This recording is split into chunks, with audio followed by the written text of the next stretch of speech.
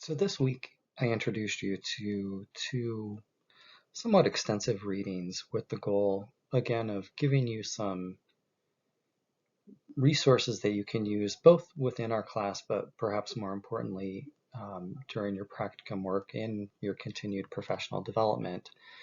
And so the goal of these readings is to really kind of introduce you to some quote unquote how-to articles that talk to you about how you might use these techniques, how you might introduce them to clients, and how you might make them useful.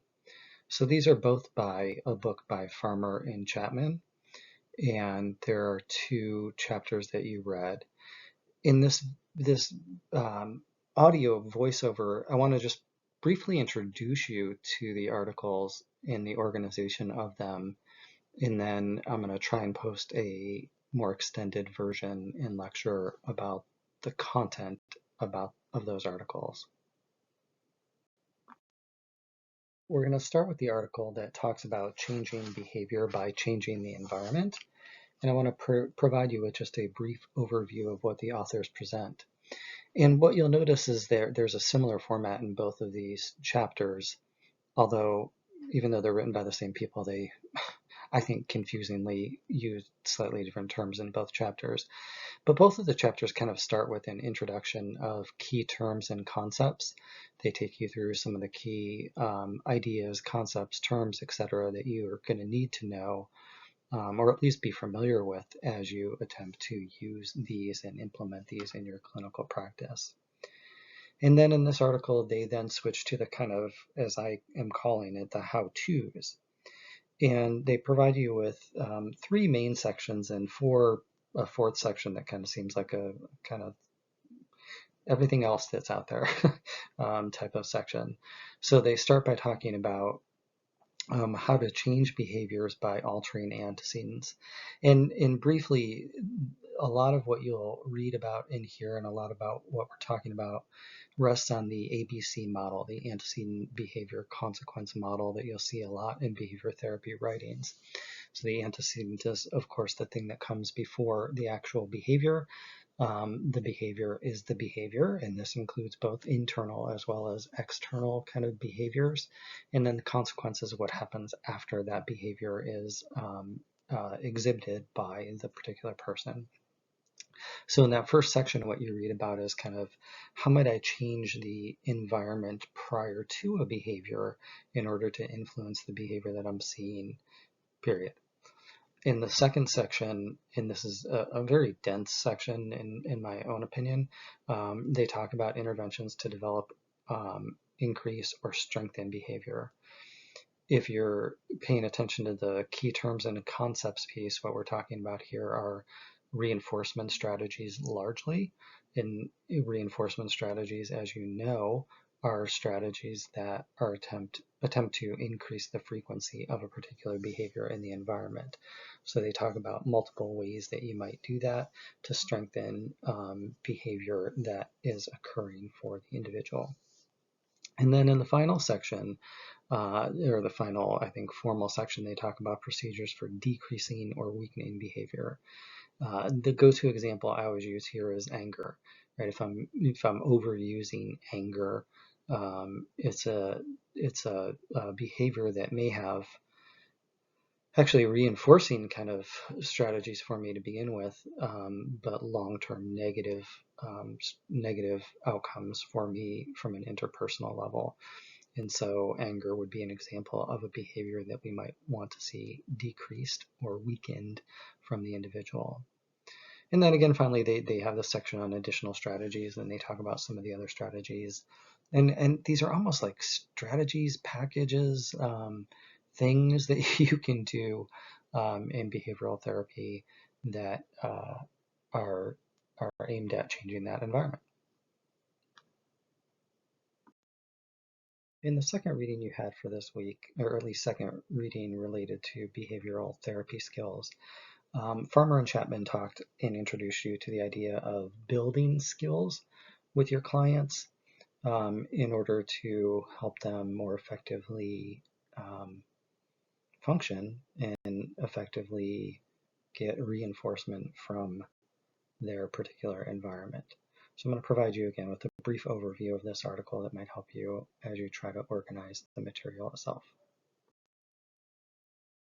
So to provide you with just a brief overview of this particular chapter, the authors start out, not surprisingly, by introducing you again to some of the key principles and key terms that are important for your understanding of how to use these strategies in your clinical practice. Somewhat surprisingly to me, the authors also include in this particular chapter an exploration of both the history and empirical status of using behavioral skill building strategies. I love it, don't get me wrong. I was just surprised that they didn't do this kind of consistently in other chapters. But it's very interesting to kind of see some of the early attempts to use behavioral skills models within the field, and also to notice that there's a good deal of support for the use of these both as standalone packages. So I might do social skills training for individuals with schizophrenia, for example, and also as elements of treatment packages. So I might have a social skills training component to my treatment package for social phobia. Okay.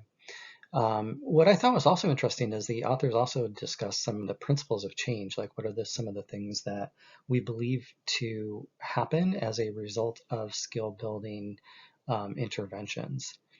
So I thought this was interesting given our discussion of principles of change or mechanisms of change all semester, but I thought it was also interesting that they discussed it here and didn't necessarily discuss it in other parts. We can discuss any of that in class. The part I've told you to try and focus in on is the how-to. And so throughout the rest of the chapter, the authors present you with kind of some skills, knowledge, strategies, some case examples of how to use these skills.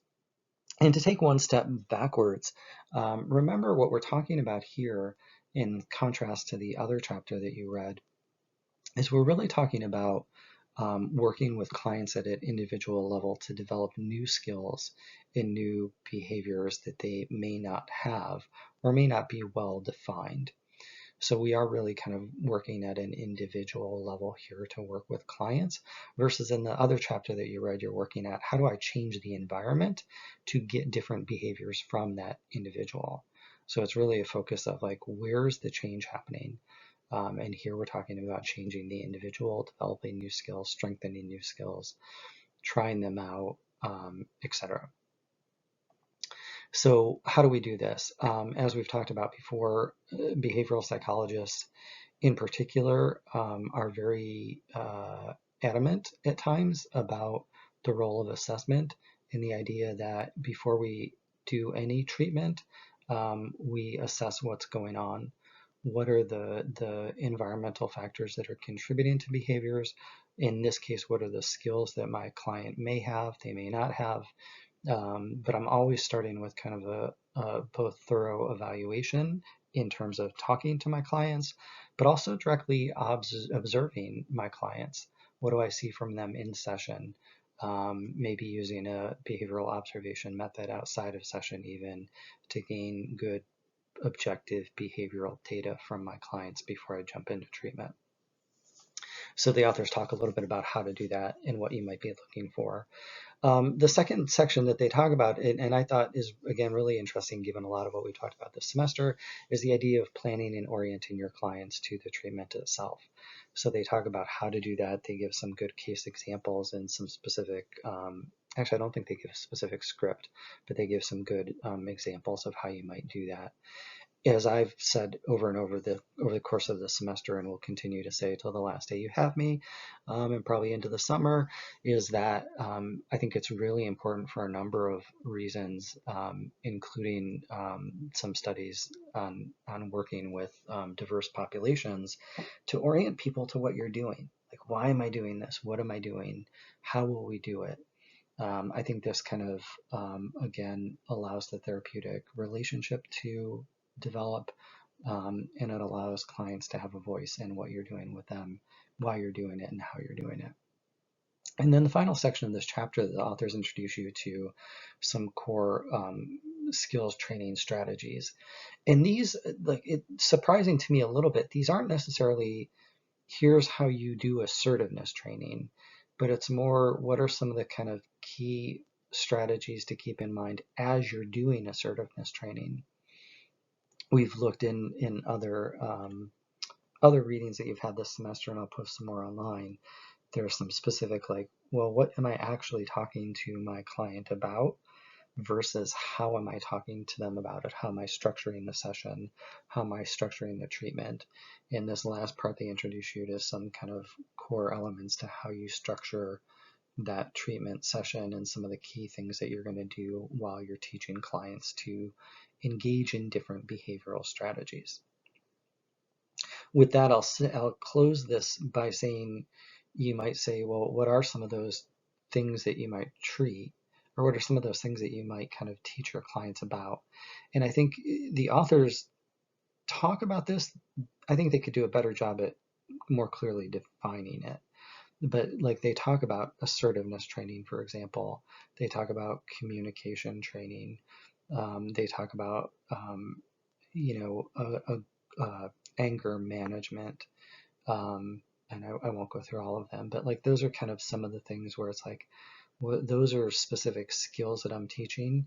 But in this particular chapter, they talk about if I'm teaching assertiveness, how might I do that effectively? And what are some of the core skills and training strategies that I might use? I hope that all made sense. If not, we can talk about it in class.